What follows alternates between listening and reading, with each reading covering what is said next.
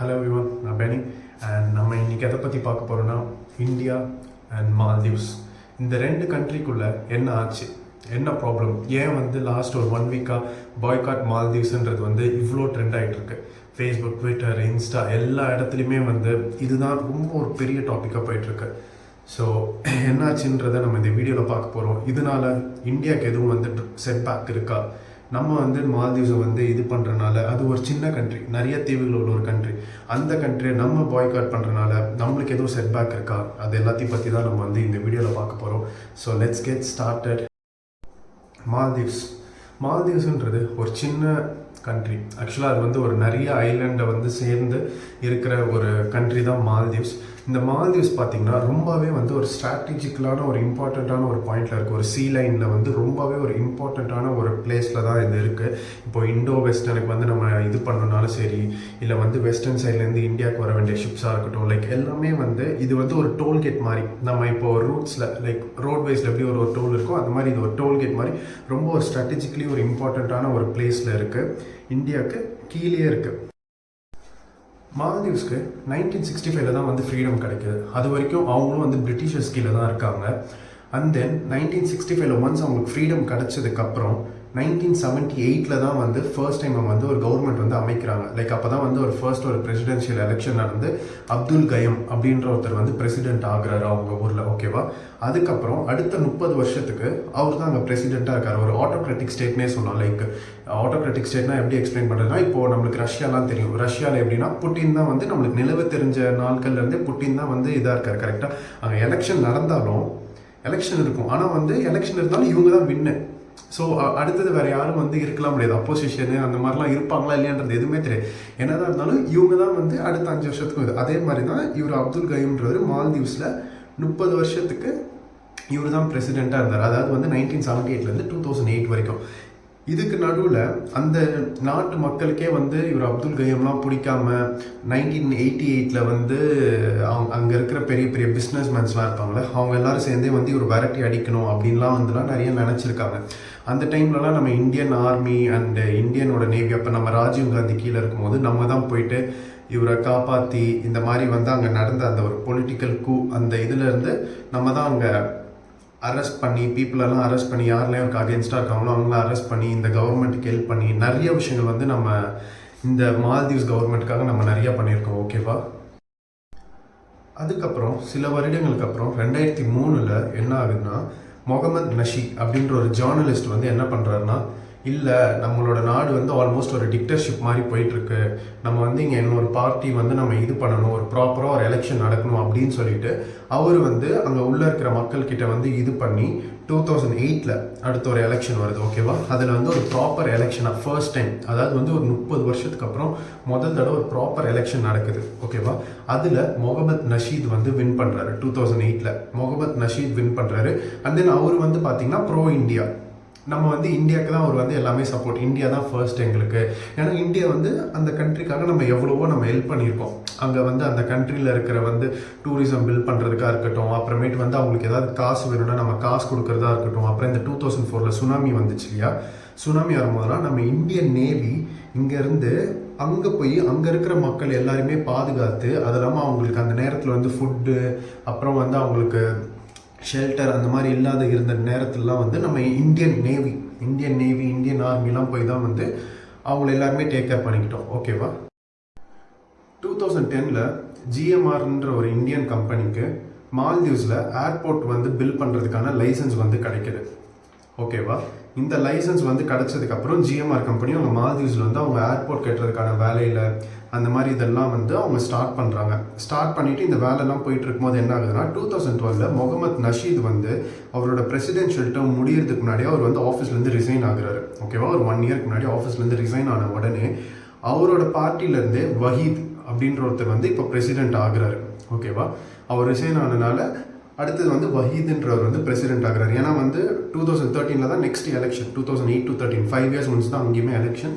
So அடுத்த இந்த ஒரு 1 இயரில் வஹீத் பிரசிடென்ட் ஆனவொடனே என்ன ஆகுதுன்னா, ஜிஎம்ஆரோட லைசன்ஸ் இருந்துச்சு இல்லையா ஒரு ஏர்போர்ட் கட்டுறதுக்கு, அந்த லைசன்ஸை அவர் வந்தோடனே அவர் கேன்சல் பண்ணுறது. ஏன்னா ஒரே பார்ட்டியாக இருந்தாலும் இவருக்கு சைனா தான் முக்கியம். லைக் சைனாவோட நம்ம இன்னும் டைஸ் வச்சுக்கிட்டோம்னா நம்ம வந்து இன்னும் நல்லா வளரலாம்.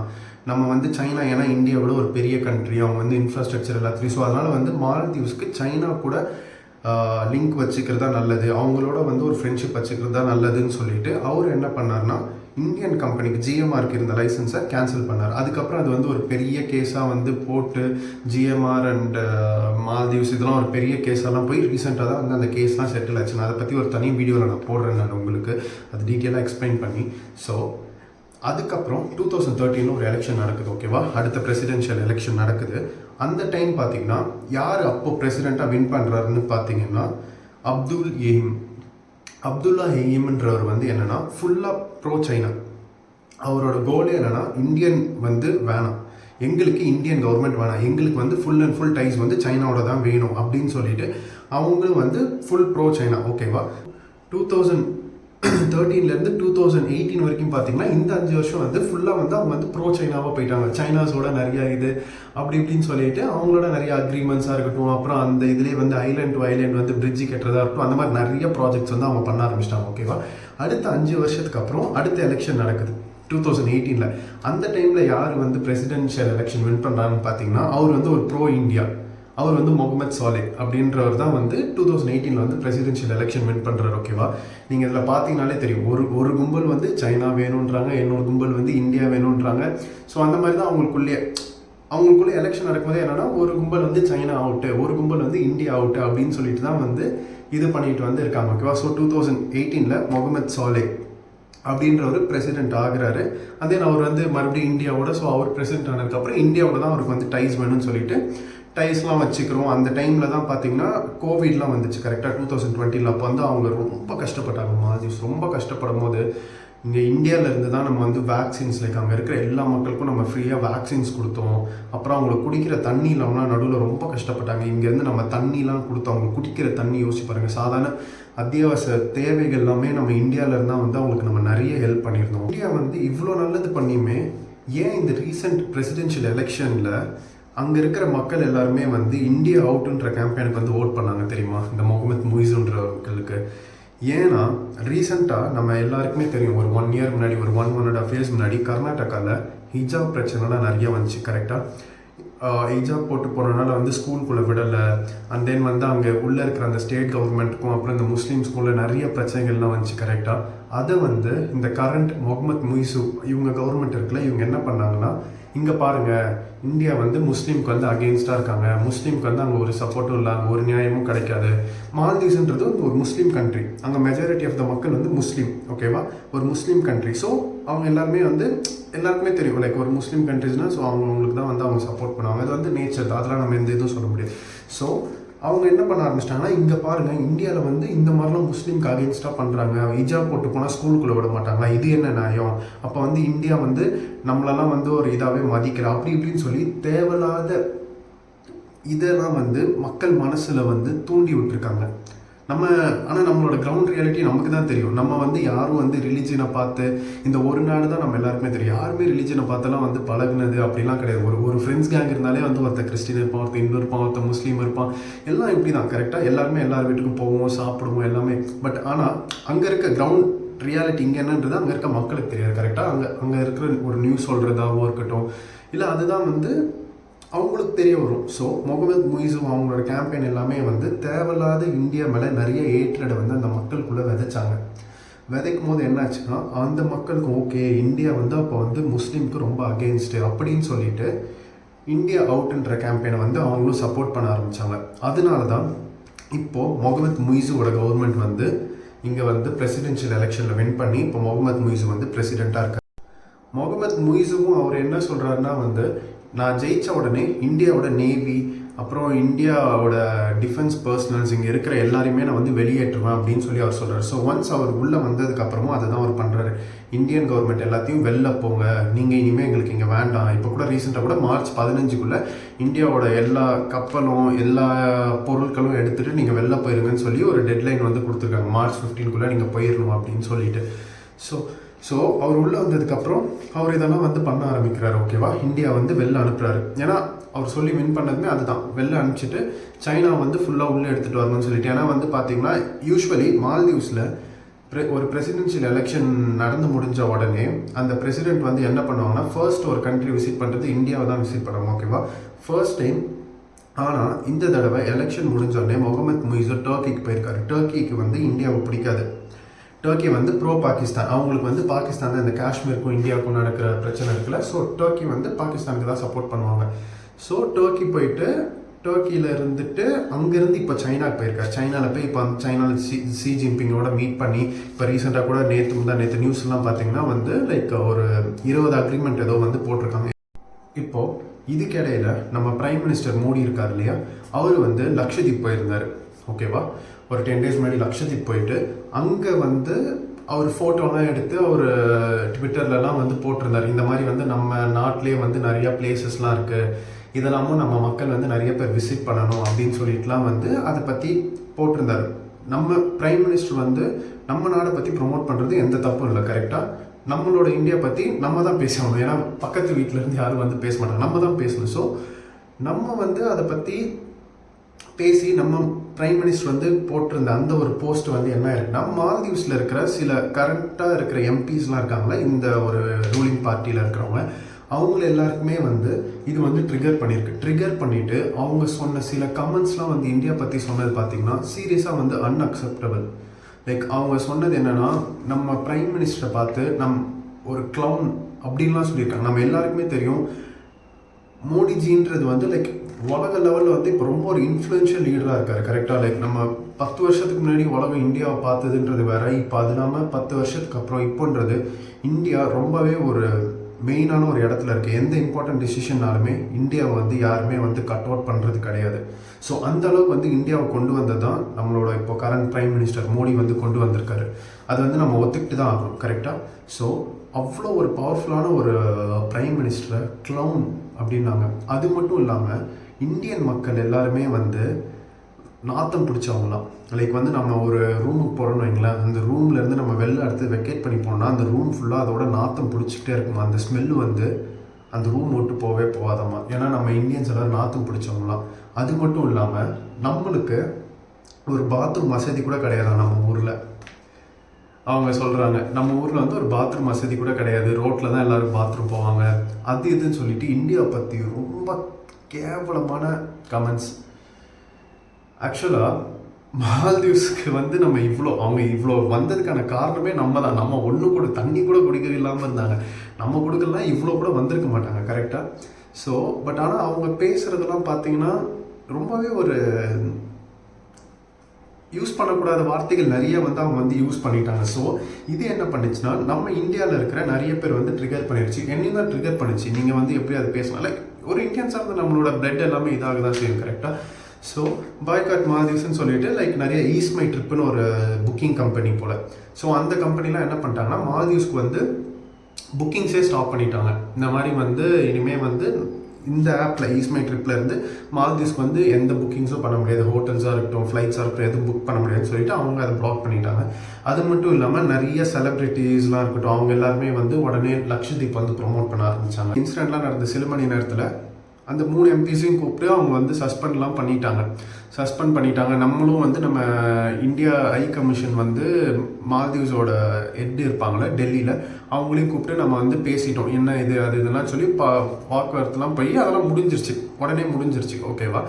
முடிஞ்சு இதாகிடுச்சு. ஆனால் மால்தீவ்ஸ் அங்கே கிரவுண்டில் என்ன ஆகுதுன்னா, முகமது சாலே அதாவது முன்னாடி ஒரு பிரசிடெண்ட்டாக இருந்தார்ல, அவர் அங்கே என்ன பண்ணுறாங்கன்னா, முகமது முய்ஸு நீ வந்து ரிசைன் பண்ணணும், உன்னால் நம்மளோட மால்தீவ்ஸோட டூரிசம் அப்புறம் நம்மளோட எக்கனாமியே ரொம்ப ஒரு ரிஸ்கில் இருக்குது, இந்தியா மாதிரி ஒரு கண்ட்ரி நீங்கள் பகச்சிக்கிறீங்க, எதனால் இப்படி பண்ணுறீங்க அப்படி இப்படின்னு சொல்லிட்டு அங்கே அவங்க வந்து ஒரு போராட்டத்தை வந்து ஆரம்பிக்கிறாங்க, அவங்க ஒரு ப்ரொட்டஸ்ட் ஆரம்பிக்கிறாங்க. இது வந்து ரொம்ப காமன், கரெக்டாக. லைக் எல்லா நாட்டிலையுமே வந்து இப்போ ஒரு ஆளும் கட்சி வந்து ஏதாவது பண்ணிருச்சுன்னா வந்து அதை உடனே எதிர்கட்சிக்காரங்க வந்து இது பண்ணுறதும் அதை பெருசாக ஆக்குறதும் இது.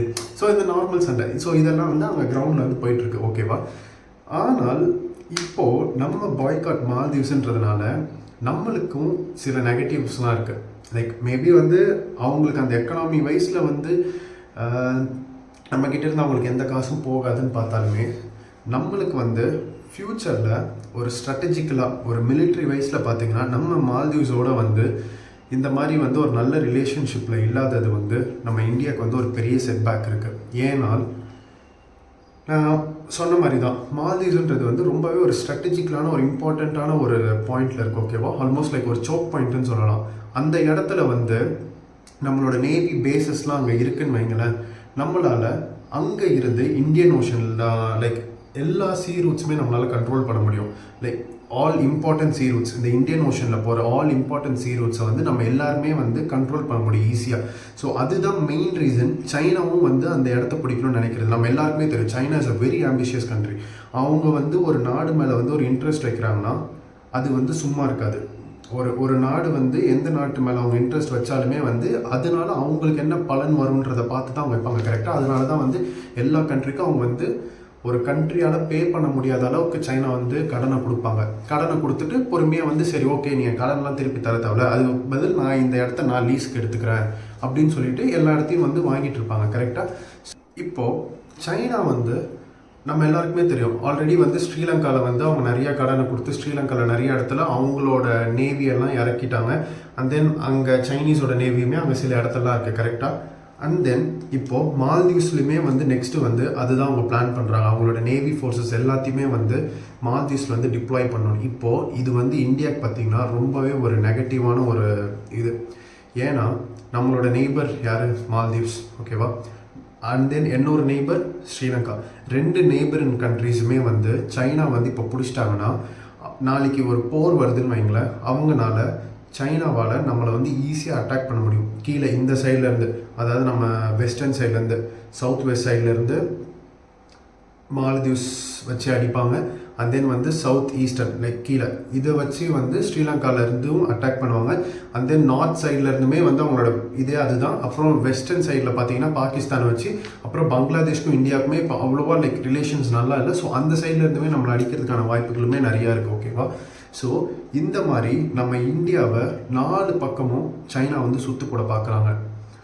இந்த நேரத்தில் நம்மளும் வந்து மால்தீவ்ஸ் வந்து பகைச்சிக்கிட்டு மால்தீவ்ஸ் கிட்டேருந்து நம்ம வெளியே போகணுன்னு வைங்களேன். நம்ம ஏன்னா ஆல்ரெடி வந்து ஸ்ரீலங்கா எல்லாம் வந்து சைனாக்குள்ளே போயிடுச்சு. இப்போதைக்கு நம்ம கையில் வந்து நம்மளால் கண்ட்ரோல் பண்ண முடிஞ்ச ஒரே இடம் மால்தீவ்ஸ் மட்டும்தான். அந்த இடத்தையுமே இப்போ நாளைக்கு சைனா கம்ப்ளீட்டாக சைனாக்குள்ளே போயிடுச்சுன்னா நம்ம இந்தியா வந்து we are at a very big ரிஸ்க்குன்னு தான் நம்ம சொல்லி ஆகணும். நம்ம நேவி ஒன்றும் சும்மாலாம் இல்லை, we are very strong, அதெல்லாம் இருக்குது. பட் இருந்தாலுமே வந்து ஒரு பேஸ் லைக் ஒரு ஒரு ஒரு ஒரு ஒரு அப்பர் ஹேண்டுன்றது பார்த்தீங்கன்னா சைனா கிட்ட இருக்கும். நம்மளை வந்து அட்டாக் பண்ணணும்னு நினச்சாங்கன்னா நாளைக்கு ஒரு அப்பர் ஹேண்டுன்றது சைனா கையில் தான் இருக்கும். ஸோ அதுதான் மெயின் ரீசன் சைனாவும் வந்து மால்தீவ்ஸை பிடிக்கணும்னு நினைக்கிறது. இதே ரீசனுக்காக தான் மால்தீவ்ஸ் சைனா கையில் போயிடக்கூடாதுன்ற ஒரே ரீசனுக்காக தான் இந்தியாவும் இத்தனை வருஷம் மால்தீவ்ஸ்க்கு நம்ம ஏகப்பட்ட ஹெல்ப் பண்ணியிருக்கோம். லைக் சைனாவோட கடனெல்லாம் நம்ம பாஸ்டில் நம்ம அடைச்சிருக்கோம். லைக் அவங்களுக்கு காசு கொடுத்து இந்தியா வந்து மால்தீவ்ஸ் காசு கொடுத்து இந்தப்பா நீ சைனா கிட்டேருந்து வாங்கின கடன் எல்லாம் நீ அடைச்சிடு அப்படின்னு சொல்லி முகமது சாலியோட பிரசிடென்ஷியல் இது இருக்கும்போது காசுலாம் நம்ம கொடுத்து அவங்க சைனாவோட கடனை அடைச்சி அந்த மாதிரி நம்ம ஏகப்பட்ட ஹெல்ப் எல்லாமே பண்ணியிருக்கோம். ஏன்னா நம்மளுக்கும் அந்த இடம் வேணும். நாளைக்கு வந்து அது சைனா கையில் போயிடுச்சுன்னா அது நம்மளுக்கு தான் வந்து ரொம்ப ஒரு ட்ராபேக். ஓகேவா, ஸோ இதெல்லாம் பார்த்து தான் 2 கண்ட்ரியும் வந்து அடிச்சுட்டு நிற்கிறோம் இந்த ஒரு இடத்துக்காக. இப்போது இந்த இதில் பார்த்தீங்கன்னா யாருக்கு அப்பர் ஹேண்ட் இருக்குன்னா கண்டிப்பாக சைனாக்கு தான் அப்பர் ஹேண்ட் இருக்குன்னு சொல்லி ஆகணுங்க. ஆனால் ஃப்யூச்சர் வந்து என்ன ஆக போகுது என்னன்னு தெரியல. மறுபடியும் நம்மளுக்கு வந்து மால்தீவ்ஸோட ஒரு நல்ல ஃப்ரெண்ட்ஷிப் வருமா, இல்லை நம்மளுக்கு வந்து போனது தான், இதுக்கப்புறம் வந்து அது சைனா எடுத்துகிட்டு போகிறாங்களான்றதை வந்து நம்ம பொறுத்திருந்து தான் பார்க்கணும். நீங்கள் வந்து இந்த வீடியோ மூலிமா நான் உங்ககிட்ட கேட்குறது என்னென்னா, நீங்கள் என்ன நினைக்கிறீங்க? மால்தீவ்ஸ் கிட்ட வந்து நம்ம வந்து பாய்காட் மால்தீவ்ஸ்ன்றது பண்ணுறது கரெக்டாக, இல்லை நம்மளோட நேஷனோட ஃப்யூச்சர் இந்த மிலிட்ரி அதுக்கப்புறம் நம்மளோட சேஃப்டிலாம் பார்த்து நம்ம வந்து மால்தீவ்ஸ் கூட வந்து ஒரு நல்ல ரிலேஷன்ஸில் இருக்கிறது வந்து கரெக்டுன்னு நினைக்கிறீங்களா? உங்களோட தாட்ஸை வந்து நீங்கள் கமெண்ட் செக்ஷனில் போடுங்க. அது இல்லாமல் இந்த வீடியோ பிடிச்சிருந்தால் லைக் பண்ணுங்கள். உங்களுக்கு எதுவும் சஜஷன்ஸ் இருந்துச்சுனாலும் கமெண்ட்டில் சொல்லுங்கள். அண்ட் தென் முக்கியமாக இந்த வீடியோ நீங்கள் உங்கள் ஃப்ரெண்ட்ஸ் எல்லாருக்கும் ஷேர் பண்ணுங்கள். இதை பற்றி தெரிஞ்சுக்கணும்னு நினைக்கிறவங்களுக்கு லைக் இந்தியாவுக்கு இதனால் வந்து என்னென்ன ட்ராபேக்லாம் இருக்குன்னு ஸோ அவங்களும் தெரிஞ்சுப்பாங்க. ஸோ ஷேர் பண்ணுங்கள் அண்ட் வீடியோவை சப்ஸ்கிரைப் பண்ணுங்கள். ஸோ அப்போ தான் நான் வந்து போடுற எல்லா வீடியோவும் உங்களுக்கு வந்து சேரும். And then thank you so much. By.